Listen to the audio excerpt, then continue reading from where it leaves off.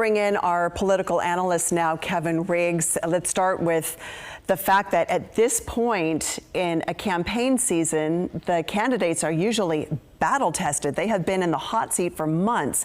So how does a candidate like, for instance, Vice President Harris ramp up this quickly? Well, and certainly you have to note that she has already run once before on a national ticket, so she's got some sense, some exposure of what that's like. But nonetheless, she didn't expect until just within recent days that she was going to actually have to run as the top of the ticket. So it's a huge ramp up for her and a huge sprint. She's going to have to get up to speed very quickly. Obviously, she knows her strengths are to appeal to certain constituencies, women, black voters in particular, and she will work hard on that. But she's got to do it quickly and not make any mistakes in the meantime. So obviously, her choice for a running mate, if she is indeed the candidate as it's shaping up to be, will be so critical. What are you watching for as you're hearing different names now already being batted around?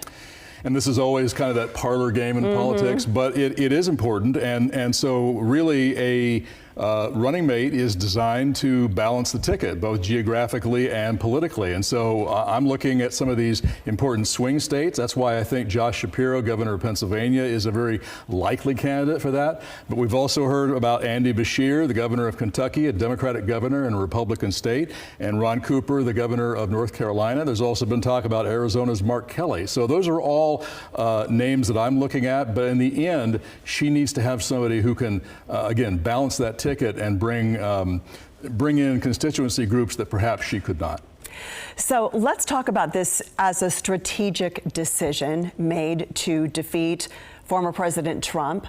What have the polls shown when you look at Biden versus Trump and Harris versus Trump? It's really interesting. The polls that I've seen both before the assassination attempt and after the assassination attempt show that Harris and Biden both have performed roughly the same in a matchup against Donald Trump. So some of the CBS, ABC, NBC polls I've seen show that the two of them have trailed Trump by 1 point or 2 points. Now, how that's going to change now that Biden has dropped out of the race, we don't know yet.